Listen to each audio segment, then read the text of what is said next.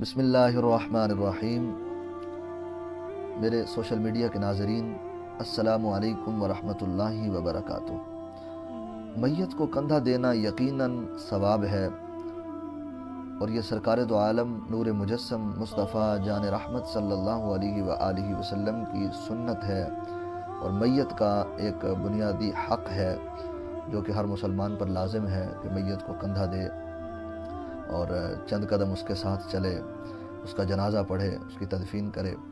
حضرات محترم، جس طرح میت کو، مردے کو کندھا دینا ثواب ہے، یقیناً ثواب ہے، اسی طرح جو زندہ ہے، ابھی اس کی سانسوں کی مالا نہیں ٹوٹی لیکن وہ غربت کی چکی میں پس رہا ہے، وہ مفلسی کی چکی میں پس رہا ہے، اور حالات نے اس کو توڑ دیا ہے، حالات نے اس کو مار دیا ہے،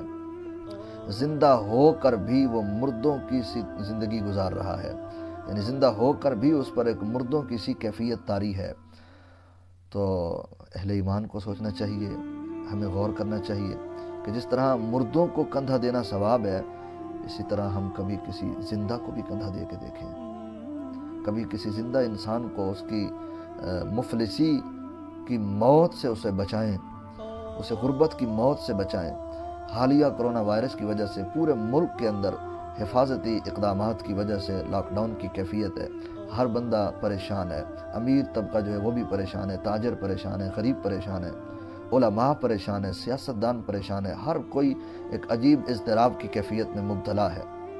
اس کنڈیشن میں جو دہاڑی دار طبقہ جو تھا بیچارہ 400 800 600 کمانے والا طبقہ، وہ بیچارہ بیٹھ گیا ہے، اب ان کے پاس کوئی کاروبار، کوئی ذریعہ آمدن نہیں ہے۔ اس وقت ہم پر لازم ہے کہ جن کے پاس اللہ نے رزق کثیر عطا فرمایا ہے، مال کی کثرت ہے اور دولت کی ریل پیل ہے، ایسی کنڈیشن میں ہم پر لازم ہے کہ ہم اپنے ان غریب مفلس نادار جو ہمارے بھائی اس وقت غربت کی چکی میں ہیں، اور ان کے بچے بیچارے بلک بلک کر ان سے کھانا مانگتے ہیں، ان سے روٹی مانگتے ہیں، تو اس کنڈیشن میں وہ بیچارے بے روزگار ہیں، پریشان ہیں، تو ہم پر لازم ہے کہ ہم اپنے ایسے بھائیوں کو اس مشکل کی گھڑی کے اندر ان کو کندھا دیں، ٹھیک ہے۔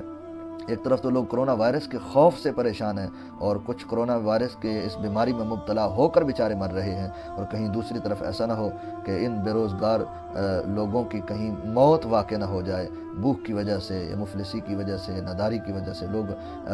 فوت ہونا نہ شروع ہو جائیں۔ ایسی کنڈیشن کے اندر ہم پر لازم ہے کہ ہم اپنے ایسے بھائیوں کا خیال رکھیں اور ان کی ضروریات کو پورا کریں، اور اپنی تجوریوں کو کھولیں۔